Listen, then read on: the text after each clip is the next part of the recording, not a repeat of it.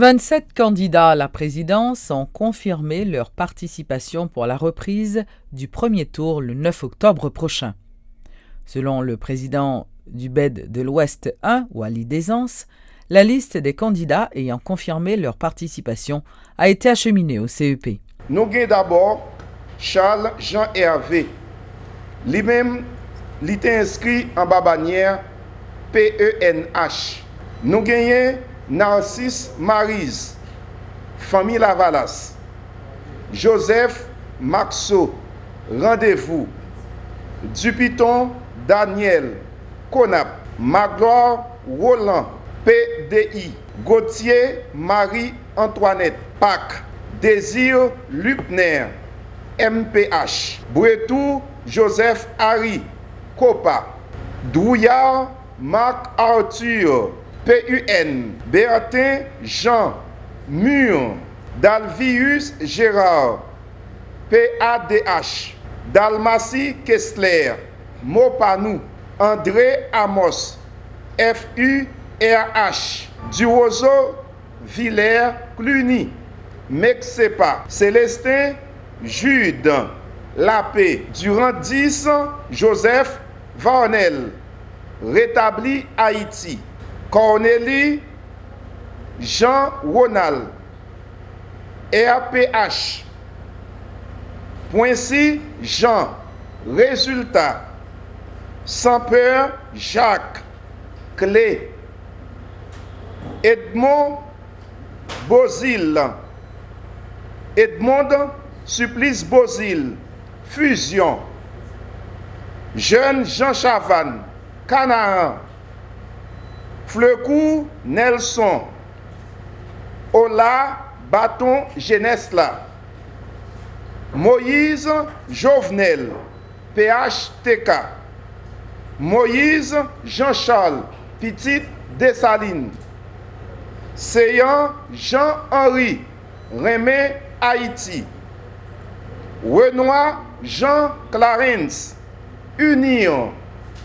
Et en dernier lieu, on a Monestime Diony, c'est un candidat indépendant. Donc, voilà en quelque sorte le bilan de la période de confirmation pour les prochaines présidentielles. La fièvre électorale commence à se faire sentir. Des rassemblements ont été organisés dans plusieurs quartiers de la capitale. Notons que 27 autres candidats ont refusé de participer à la reprise de la présidentielle. Parmi les candidats classés dans les 10 premières places, on retrouve Éric Jean-Baptiste, Steven Benoît, Sauveur Pierre-Étienne, Samuel Madistin et Mario André-Sol. Aucune subvention ne devrait être accordée aux candidats, les autorités ayant fait état de l'insuffisance des ressources financières. Le candidat à la présidence Jovenel Moïse, accompagné de son épouse et de quelques dirigeants du parti, a confirmé jeudi son inscription pour la présidentielle. Resté silencieux au cours des dernières semaines, Jovenel Moïse avait assuré qu'il n'entendait, sous aucun prétexte, abandonner la course électorale. L'entrepreneur, récemment impliqué dans la vie politique, avait dénoncé un plan visant à l'exclure des élections, accusant au passage le président Privert. Toujours dit, Jovenel Moïse, son monde institutionnel. Moi, je crois dans l'institution pays, je ne crois dans le monde. Moi, je crois dans l'institution. Il faut être clair. Conseil électoral provisoire sont institutions que la Constitution mettait pour faire élection. Conseil électoral, ça, il va changer. C'est mon qui change. C'est mon qui change, le conseil, ça va changer. Je ne peux pas parler, je ne peux pas poser une question sur le passé. On parle du présent et du futur. Donc, le président Privert, c'est le passé. Moi, je ne peux pas poser une question sur le passé, on parle sur le présent et le futur. Et comment vous voyez le futur, peuple là, pour l'élection, pour le voter, moun, pour le mettre pour diriger, parce que c'est le peuple qui va le pouvoir. Définitivement. La journée mondiale de la fonction publique, c'est ce jeudi 23 juin. Une cérémonie a été organisée par l'Office de Management et de Ressources Humaines pour rendre hommage aux fonctionnaires sous le haut patronage de la primature. Plusieurs hauts dignitaires du gouvernement étaient présents. Le thème retenu est « La fonction publique, le moteur qui fait tourner la machine administrative ». Les agents de la fonction publique étaient à l'honneur ce jeudi 23 juin. Pour la 3e année consécutive, l'Office de management et des ressources humaines a tenu à marquer cette date. Pour le coordonnateur général AI de l'OMRH Antoine Verdier, cette journée consacrée aux fonctionnaires de l'État revêt une importance particulière. Mission nous, c'est piloter réforme. La piloter réforme pour moderniser l'administration et également pour rénover la fonction publique. Donc sentiment, c'est que je me sens depuis 2 ans à paix vraiment pédaler très fort. Je me sens que enfin on a commencé à mettre en marche un système qui peut permettre nos populations un service de qualité et de proximité. Une administration publique plus performante, c'est ce que souhaite le ministre de la Justice.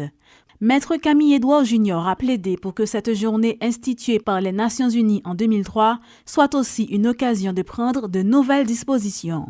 Selon lui, ce secteur qui compte plus de 80 000 agents et 20 000 contractuels doit se renforcer en dépit des nombreux défis auxquels il fait face. Pas l'État sans administration, pas administration sans fonctionnaire. Et c'est eux-mêmes qui, grand matin, qui viennent, qui balayent, qui nettoient. C'est eux-mêmes qui tapent les lettres, c'est eux-mêmes qui prennent des décisions, qui proposent des décisions aux autorités politiques, eux-mêmes qui sont capables de faire travailler. Donc c'est toujours un plaisir, un privilège pour nous, pour l'État haïtien, honorer les fonctionnaires, témoigner reconnaissance à travail qu'il a fait. Et souvent, ils ont créé dans l'ombre, ils ne pas l'on garde les gens qui sont dans la comptabilité qui travaillent. Mais il y a tout qui tout le temps dans la rue, chauffeurs, messagers. Donc c'est une occasion pour le gouvernement que moi appartenu à lui-même. Et dans nos présidents, dans nos premiers ministres et dans tous l'autre membres du gouvernement pour nous saluer le travail. Tout fonctionnaire et tout agent public.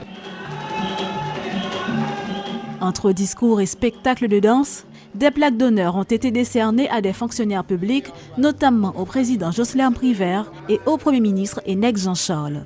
Ces derniers ont brillé par leur absence.